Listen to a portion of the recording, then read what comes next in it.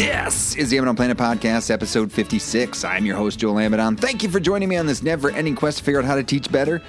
56, man, that was my high school football number. That was a second high school football number. I was going to be a running back sort of situation going on. But then, around the junior, senior year, they're like, center.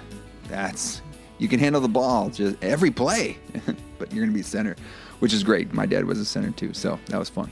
Anyway, I digress. Today on the podcast, we are talking with Dr. Josh Eyler. Now, Josh is cool because he is the director of faculty development and the director of the Think Forward Quality Enhancement Plan here at the University of Mississippi, and he's also on the faculty in the Department of Writing and Rhetoric. But anyway, I also call him a friend, colleague, and he has worked on several teaching and learning initiatives he's been at Columbus State University, George Mason University, Rice University. His research is really interesting. One, you'll hear what his background is and what he got his doctorate in and things, which is a little bit different than what we're going to be talking about. But he thinks really deeply about learning, evidence-based pedagogy, and disability studies. He's got a book, How Humans Learn, the Science and Stories Behind Effective College Teaching. And that's really what he's doing. He's really thinking about how do we teach better. And what a great guest for this podcast, right? And we're going to talk about resilient pedagogy, resilient teaching. It's kind of changed my perspective on things, especially given the events of the pandemic and what effect that had on my teaching. But you know what? We're going to go deep into this in the conversation.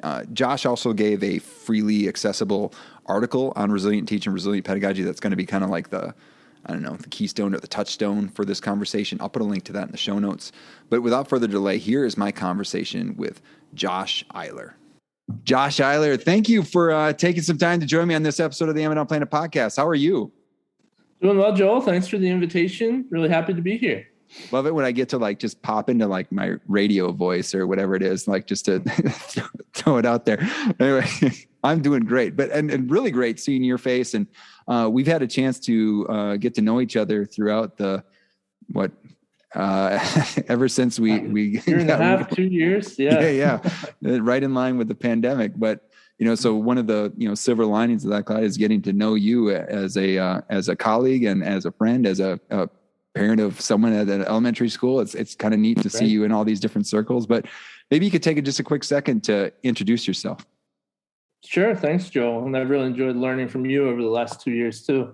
I came to the University of Mississippi a few years ago. I'm the director of faculty development and the director of our quality enhancement plan, which is focused on critical thinking in gen ed courses. Before that, I was at Rice University doing similar work, and I have a background in teaching literature, teaching writing, and teaching graduate level education courses to students who wanted to be faculty. So I'm really excited to do the work here at the university and to collaborate with my colleagues. Yeah, and I think our first interaction might have been, there was a little noon workshop that we did. I think it was on studying your own teaching. I think that was it. Maybe over at Yes, it was. Yeah.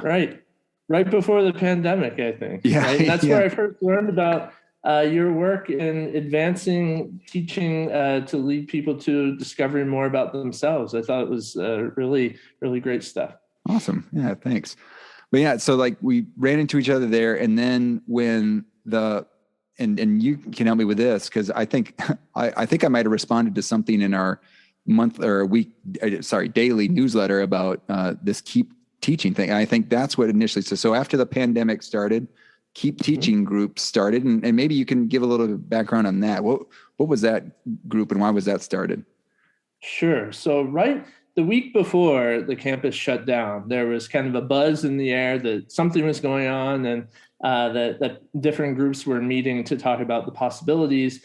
And we pulled together the folks in our Center for Excellence in Teaching and Learning, some of the instructional designers in outreach, some of the academic technology folks, just to come together and say, if this happens, what will faculty need in the week following the shutdown? And so we kind of hatched the ideas there for some workshops that that we did eventually have to put into place via Zoom about really taking your class from a face-to-face class to an online class and what that would look like.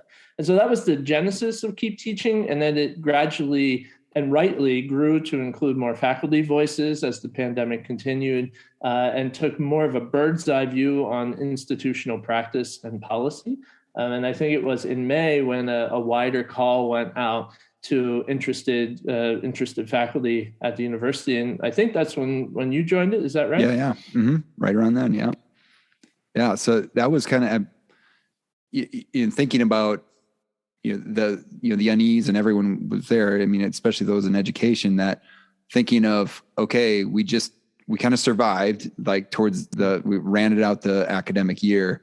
And lots of stress there, thinking about how we're going to do things, how we're going to try to create some sort of educational experience that could match what would have been if there was no pandemic. But then thinking like, okay, the fall's coming and it doesn't look like this is going to clear up. So what do we do? And I think that's where you entered in thinking about this idea of, and why we wanted to have this conversation today about this idea of resilient teaching. And so, and one, we're going to have an article that Josh wrote that's freely available. We'll put a link to it in the show notes, but talk to it so why resilient teaching? Why not just say, hey, we'll just do the same thing we did in the spring and just try to make it, because this thing will clear up in a little bit. Why not just do that? I am kidding, folks. Josh is but why resilient teaching? Because I mean, this made so much sense, but if you could explain what resilient teaching is and why did that make sense for our current situation? Sure. I think you described the fall exactly right. And this was the fall of 2020, never mind the fall of 2021. Right? Yeah. But you described it exactly right, that it was looming. And I always thought of it and talked to people about that fall as if we had cleared a major wave, but we were in a little rowboat and a tidal wave was behind. Yeah. And so in some ways it was a bigger project than the emergency transition in March. I mean, that certainly was a major undertaking, but to move from, okay, everyone has to do this, we're all in the same boat, to, okay, now we need to think more carefully and critically about our practices and how to help students in the coming academic year have a more successful learning experience. So, as a part of the Keep Teaching, I was asked to just kind of look for some different sorts of models that might help with this. And one that kept coming up was the idea of resilient teaching, resilient pedagogy, which was drawn from a variety of different disciplines that study resiliency, especially architecture that design buildings to be resilient in a variety of climate circumstances. And so it takes a very similar approach to the notion of teaching and course design. We want our courses to be as resistant to disruption as possible. And that struck me as not just a great idea for the fall that we were preparing for, but for any other kind of extended disruption that might happen in higher ed. So that's what drew me to it. And there hadn't been a lot on it. So I was trying to talk to people on our campus and at other campuses about how we might make this happen.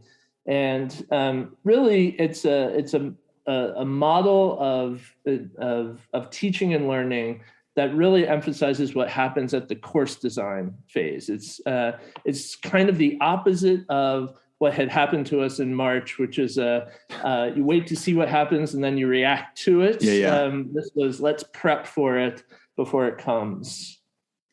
Yeah, and we could get more in the weeds of what that's like, but that's sort of the general sketch of it. Yeah, and maybe to some of those that might have an education background that are listening and is thinking about universal design of instruction is like, no matter who's in the room, I've designed my instruction to be accessible in many ways. So like no matter the learning needs, if there's a video, it's closed captioned, or like there's certain things that, and again, thinking about universal design, even from an architecture standpoint, like whoever's trying to enter my room, I've got a knob on my door that's not a knob, it's a hook, so that, hey, if a child is using it, they can apply the leverage to use it. If someone doesn't have a hand, they have a hook for in hand, they can use the knob. Like, it's something that makes this room accessible. So universal design, thinking about accessibility, but now we're thinking about, can we use this course despite no matter what circumstances are around it. If I have to do it online, if I have to do it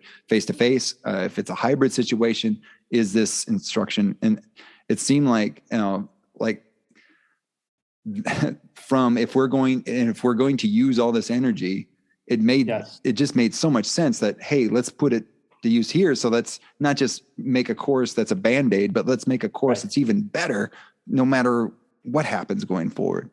Exactly. And I think the comparison to universal design is absolutely spot on, because in fact, it could be an extension of universal design, that we want all students to be able to access the learning and the course, regardless of where that learning is happening, right? And so, it's kind of a model that's agnostic. It's supposed to be intentionally agnostic to modality, so that you're doing, no matter where you are, you're accomplishing your learning goal. And so that is really where we started. That's where resilient pedagogy starts. It's with, what are your learning goals for the course, and how can we design at the beginning so that the students, if you on Sunday found out that you had to quarantine, but were supposed to teach on Monday, writing an email and saying, we're not going to be in the class, we're going to be on Zoom, or we're going to be asynchronous, there's very little disruption to the student learning experience, because you have already designed so that they can have easy access to that material and an easier way of accomplishing the goal for the day. Yeah.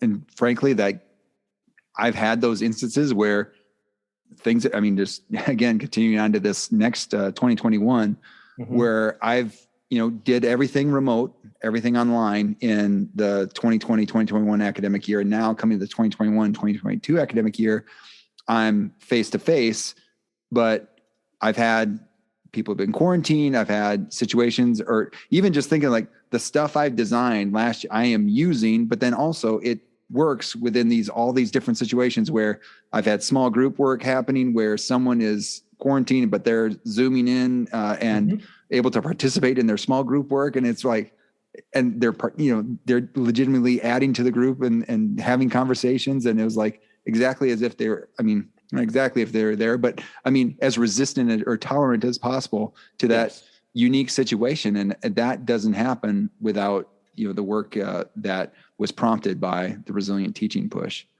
Well, and that's another, I think, benefit of resilient teaching, is that I was also really worried about faculty workload, having seen how much our faculty were working during the spring of 2020. Yeah.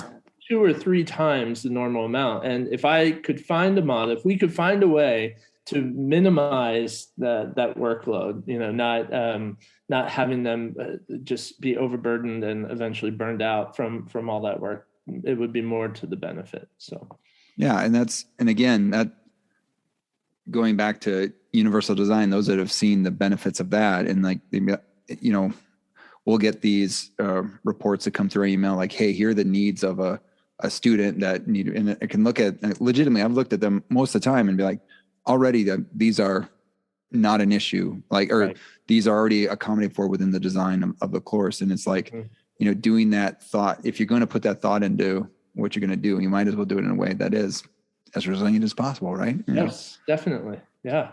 So, you said you went and tried to find a model, you found a good model, and then we're going to use this, but then keep teaching. So now you've had a decent amount of time and seen it. So and we can jump back and forth with these. What are 2 or 3 takeaways that you've seen with regards to resilient teaching that things to share with the audience? So practices, beliefs, mindset, whatever. Yeah. Well, okay. So a couple of things, I think it takes a little bit more time on the front end, the planning end, but saves time when the sorts of things that you were just talking about, Joel, happen, right?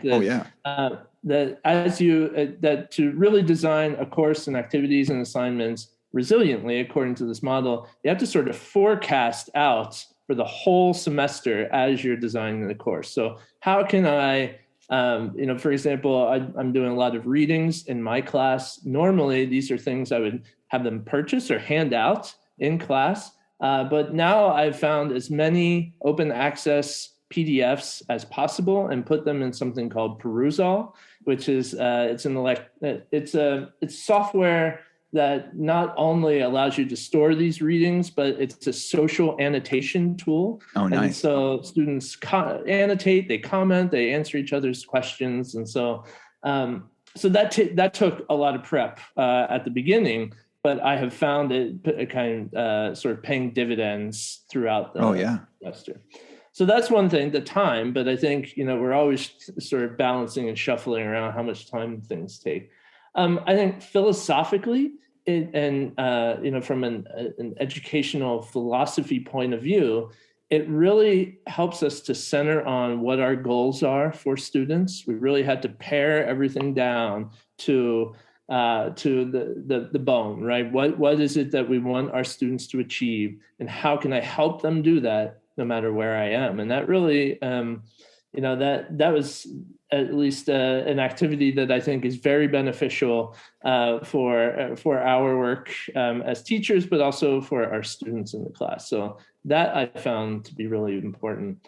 And I guess the third thing that has been meaningful to me about this whole process is that in the early days of the transition, as I was working with faculty to make some of these changes, I noticed a lot of emotion, a lot of sadness, a lot of grief, a lot of, sometimes it came out as frustration or anger, because people felt like they couldn't teach anymore the way they enjoyed teaching or the way they were comfortable teaching.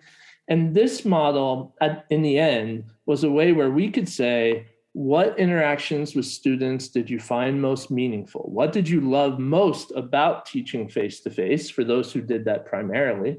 And how can I help you do this in a different modality? And that was really, I think, ultimately the selling point for maybe some of the skeptics about this model, that it was a way to say, okay, if I can't do it the way I used to do it, how can I do it in a way that still makes me feel fulfilled as a teacher? Yeah. And so we did these learning communities where we brought the learnings of the learnings of resilient pedagogy back to our department. And that was the main thing, because, we're the Department of Teacher Education. So that, right. Everyone loves to teach, and they, we're thinking about how do we do that online. All right. So now thinking about just what you said, those things that make you in your practices, and how do you then translate them? And so one thing, and this is where I had probably we always talk, another podcast, we talk about mile markers of our development as a teacher. I had a conversation with my colleague, Dr. Renee Cunningham. And because I used to have small groups design a lesson together that they would then teach the entire class. Mm-hmm. And it was good. It was pretty good. I liked it. I liked to turn over some of the control of the class, but overall, I don't know, it could use some improvement. Well, then going online, I think would that be really hard for them to teach an entire room with, limited access to all the tools and everything. So I thought about doing small groups. So our Dr. Cunningham said, well, she would have her students teach in small groups. Okay, we could use breakout rooms. Okay, small groups. And then using Google Slides as a common space for them to design lessons and activities where they could use some messy math tasks and stuff to do that. And so set that up as a template and was able to reproduce that. And that setup for having them do this small group teaching of mathematics, one, allowed the thing that I liked, turning over the control of the class to the students, but now it allowed them each to have more control as a teacher to design and enact instruction and see what it looks like to put a messy task into play, that they have to hear what students are offering and, organize the feedback that they're giving them and whatnot. They're all doing that. Then they're all having small group, evaluations of each other's teaching, which was amazing. Mm-hmm. These amazing conversations oh, you didn't ask a lot of how and why questions, or, it was a little difficult to know what we were doing, or, how do you create more collaboration or interaction? And that doesn't happen without that conversation with Renee, but then without the push of thinking how do I do this in a way that I can then use now in a face-to-face environment? Those same templates are being used. They're still using that, but now they're doing it in, at tables. But then if a student needs to zoom in, then they do that, and they could still be a part of what's going on in the group. So it's been this, I don't know, win-win situation of seeing how that setup was again, resilient. And so like having that sort of, I've got that now. And it took a little bit. Like you said, it takes some time on the front end to set that system up and show it to everyone. But now my students are getting more interactions with each other. They're getting to try out more lessons. They're getting more feedback from their peers and us as instructors.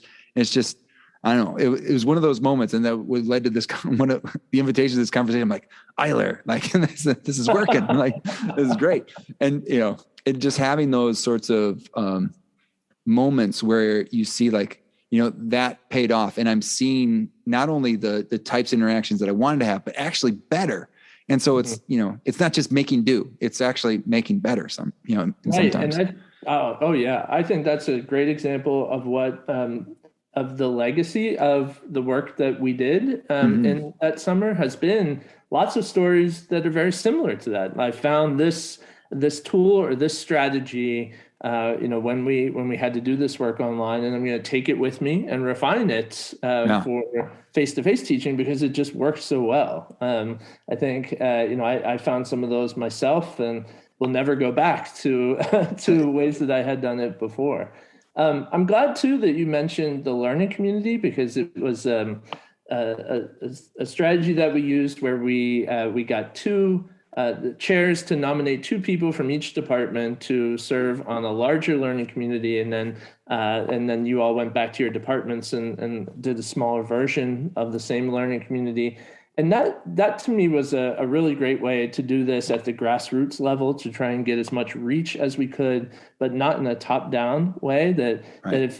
I think that, and still believe that if models like this are going to be successful, that the faculty have to really push them forward themselves. Yeah. Well, another thing that I really appreciated, and this went through that training, and also thinking about beliefs and mindset, and thinking about resilient, thinking about making my instruction resilient, but then always going back to instruction resilient for students, and think about who are the students. And that was pretty powerful in thinking about who are we actually teaching, and then also thinking about, well, what circumstances might they be around, especially during that year that we were looking for, where you're talking about the waves coming, where people might have been managing, well, like I know I was managing my students at home, my kids, they're learning, not on top of my, my own students that I'm assigned to for my classes, or internet. I mean, I know we were lucky enough to get fiber halfway through when they were halfway through that year.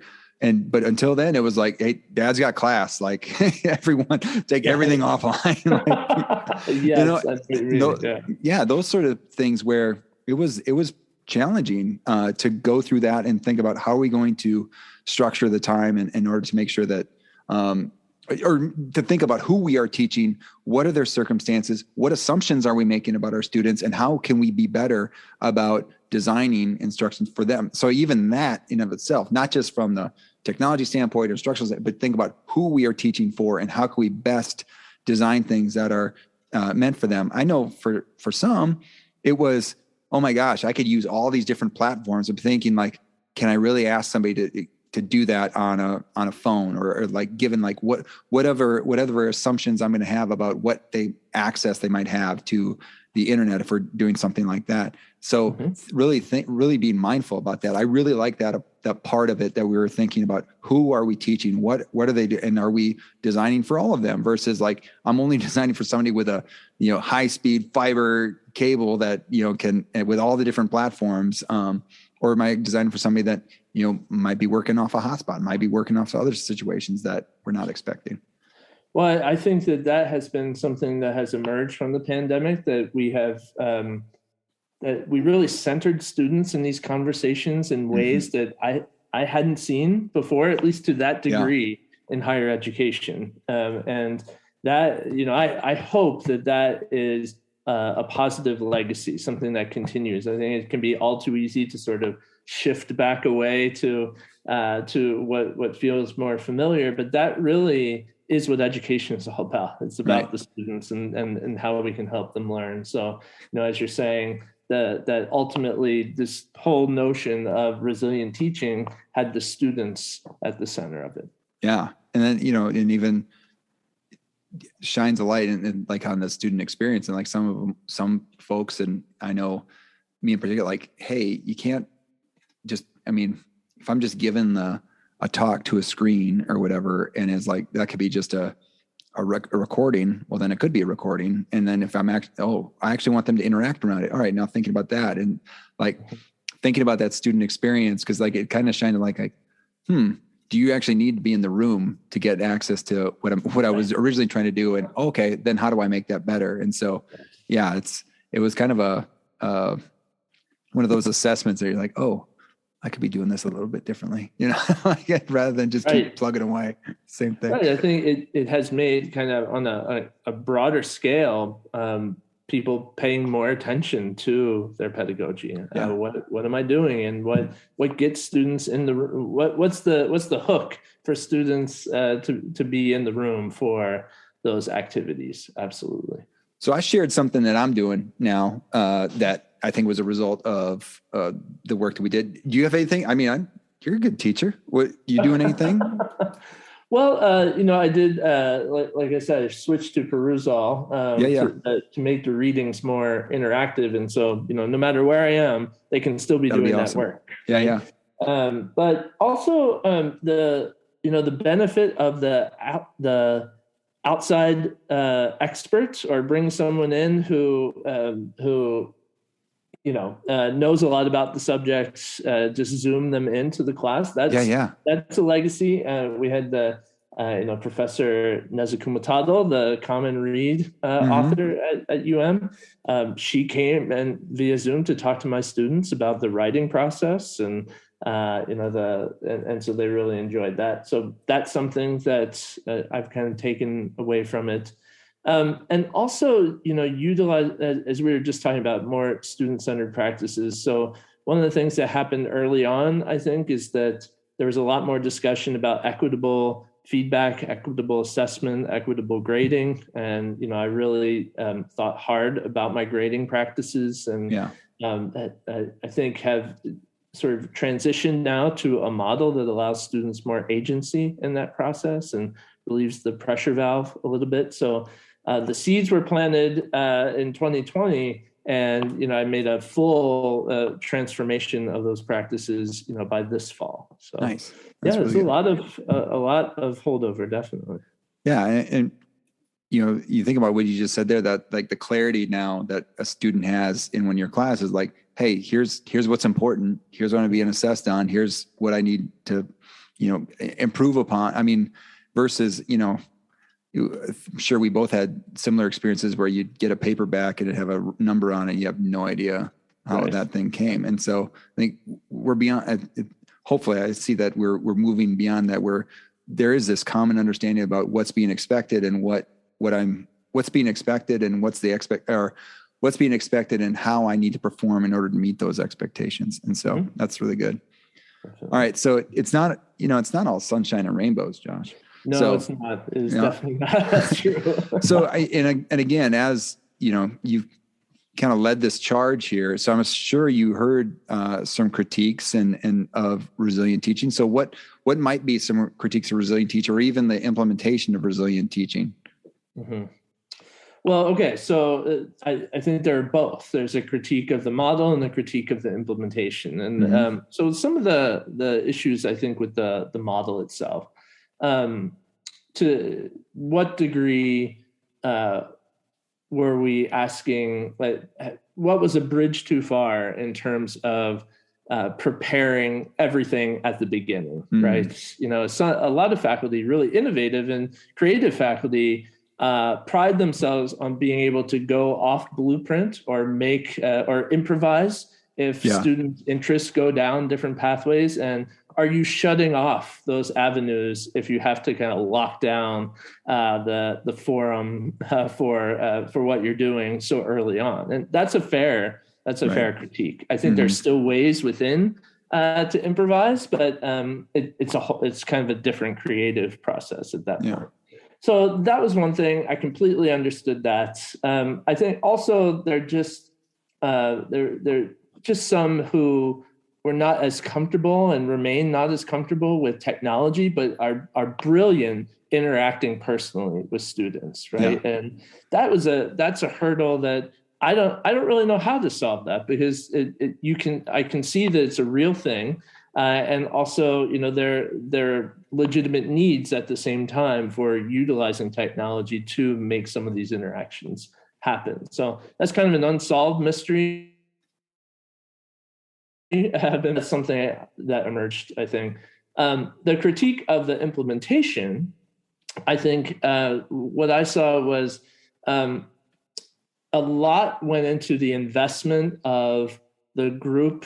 Well, first of all, the investment of departments to send people to the learning community that you were a part of, Joel. Not every department did that. And those that didn't, there was much less familiarity with this model and with strategies for helping students in the ways we described.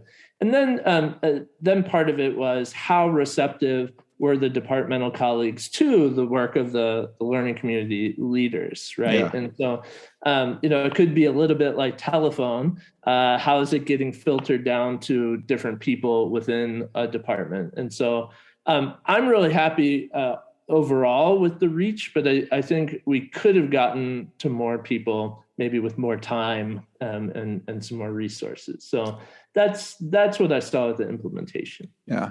Well, and noticing, and myself and Dr. Monroe went through the, training and facilitated our learning community here. And sometimes when we were doing some things, we're like, we teach instructional design. We teach some of these same principles in our department. So, we were getting, a lot of the tools and resources and maybe a little bit of refinement of our feeling. Cause again, resilient teaching was a newer idea, but we had some principles that kind of matched up with some of the things that are taught in resilient teaching.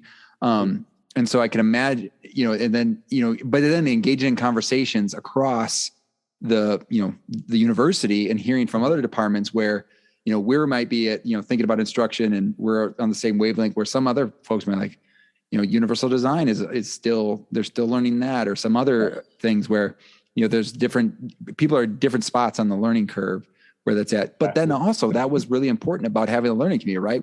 Where we could interact with each other and, provide ideas and resources that we have. And same thing back, like, it's not like we had all the answers. Like we're getting ideas and things from people that are coming from teaching from just a little bit different perspective. So I don't know. I do see the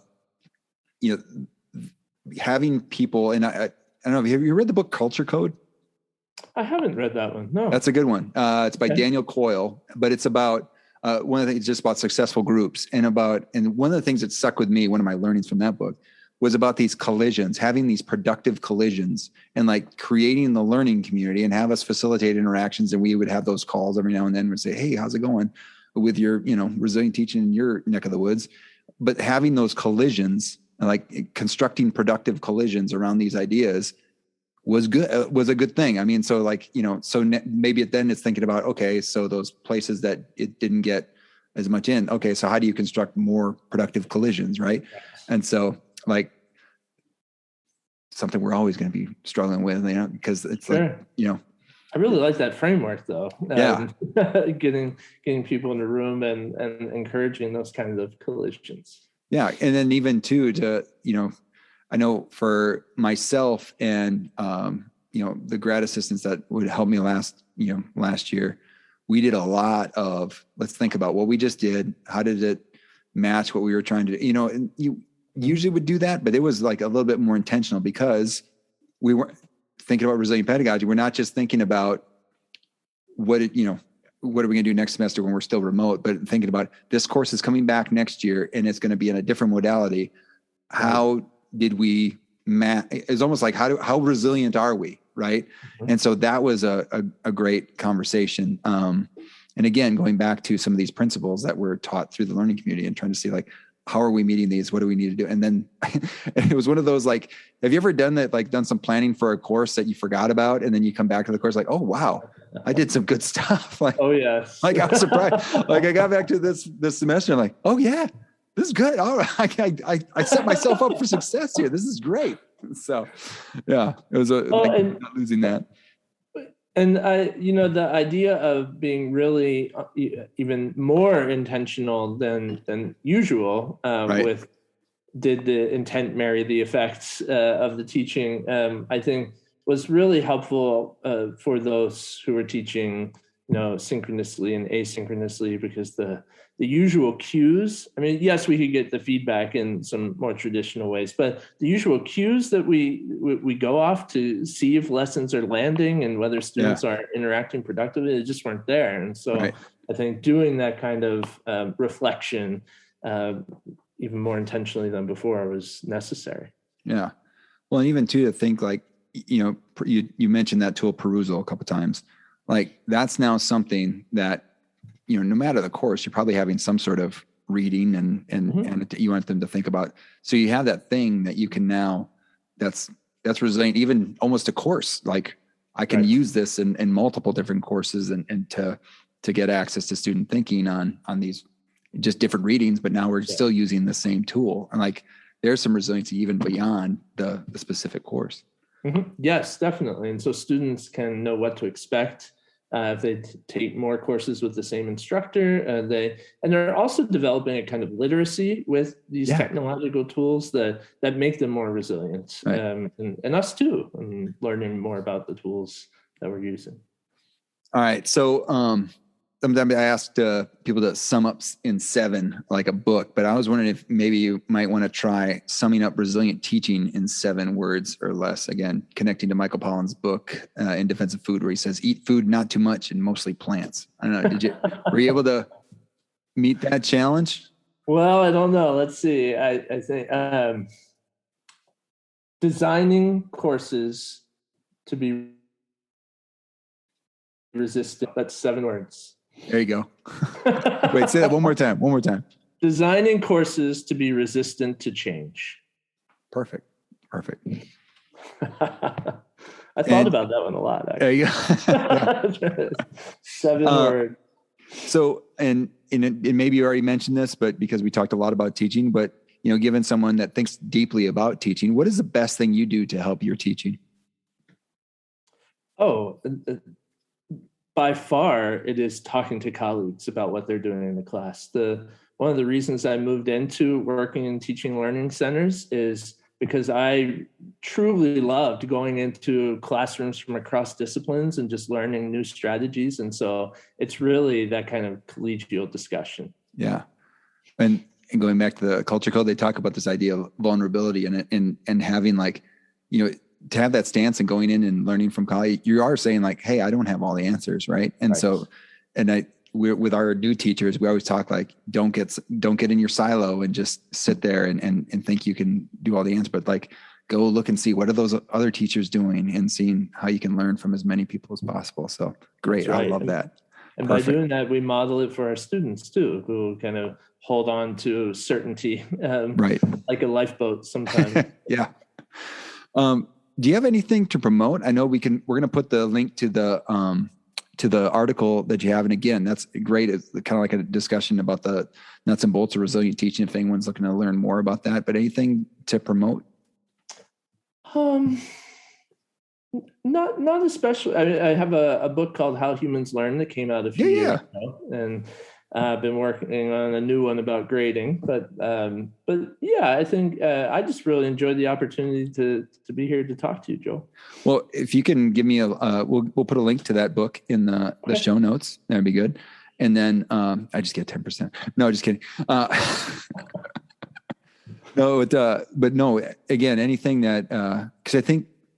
Having access to, hearing what you have to say about these ideas of resilient teaching, and then just being able to share that. And then also like the amount that you've learned from this process. And again, taking the time to share that with us or with me and anyone that happens to be listening. I just really I appreciate you, Josh. I appreciate you a lot for your leadership and for just, helping me again rethink how I'm teaching, because then now I'm teaching teachers and I want them to be thinking about some of these things too. And I've mentioned your name and resilient teaching a bunch as we've gone through. So I appreciate you and all that you've done for us, the university, and the faculty and the students. So thank you. Thank you so much, Joel. I really appreciate that. It's great to work at a place with colleagues like you. Awesome. Thank you. There we go. Good conversation. Love it. And again, this is right at the heart of what this podcast is all about teaching better. And Josh really thinks deeply about that. And so thankful to be able to share that conversation. Like I said before we got into that conversation, that there's the article that we kind of mentioned, or that's a kind of a touchstone for this conversation. I'll put a link to it. It's freely accessible. I'll put a link to it in the show notes so you can access that. And also just reflecting on it, like I think about my interactions with Josh and, the initial, circumstances around it were around the pandemic, like we talked about in the episode. I mean, that's really a mile marker of my development as a teacher. When I thinking about resilient teaching, or thinking about it, what that meant for what I currently do in my classroom, like there was hey, something happened here. I mean, obviously the pandemic happened, but just interacting with someone that offered a frame to think about my teaching that has like changed me and led to me teaching better, right? And so I would identify that as a mile marker of my development as a teaching. And so speaking of mile markers, I do want to talk about another podcast being produced by the Ammon on Planet podcast network, I guess you could say, is the Teacher's Journey, Mile Markers on the Road to Better Teaching. It's a podcast I host with Dr. Ann Monroe here at the University of Mississippi, and we're talking all about stories of teacher development. And these stories of teacher development are basically kind of like what I just said, these like mile markers on the path of teachers and how they are learning how to teach better. I mean, it's really, we did really, I think, really well with the title there. It really is kind of self-explanatory. But what it also is, it parallels what we do within our portfolio system here at the University of Mississippi in the Department of Teacher Education, where we want our students to document their own story of teacher development. And so we thought, hey, how better to kind of bake in the DNA of how to do that, but then share stories. So we've got undergraduates are going to be sharing stories. We've got some recent graduates. We've got some very experienced educators sharing stories. So if you want to check that out, there's, again, a link to it in the show notes. You can also find it on the front page of AmmonOnPlanet.com. You can find the latest episode there. And then you can also go, just go to those links for right now. Okay. We're trying to get a website, but it's not quite up and running yet. But eventually it'll be roadtobetterteaching.com, but I don't know if it's going to work just yet. Anyway, I also have one more podcast that I co-host, in case you're not aware of that. It's the Teaching Math Teaching Podcast. Check that out. You can check that out at teachingmathteachingpodcast.com. That's through the Association of Mathematics Teacher Educators, where we're talking about how to teach math teachers better. Again, did well with the naming there. All right, let's get out of here. So if you're looking for ways to support, you know what to do. Subscribe, rate, and review. You can also follow at Ammon on Planet on Instagram, Twitter, LinkedIn, or like the Ammon on Planet Facebook page. You can also check out the Ammon on Planet store, Ammon on Planet bookshop. Links are in the footer at AmmonOnPlanet.com, where your purchases support the production costs of the podcast. Thank you for listening to this episode of the Ammon on Planet podcast. Thank you to Josh Eyler for sharing his expertise and just his desire for better teaching, which again is all about what we're doing here at the Ammon on Planet podcast. Thanks to Matt Mifflin for the music in this episode. And finally, thank you to all of you out there who are seeking to teach better and be the good in the world by investing in the lives of others. This world is a better place because you have decided to use gifts you have been given to serve others. Thank you for all that you do. Peace.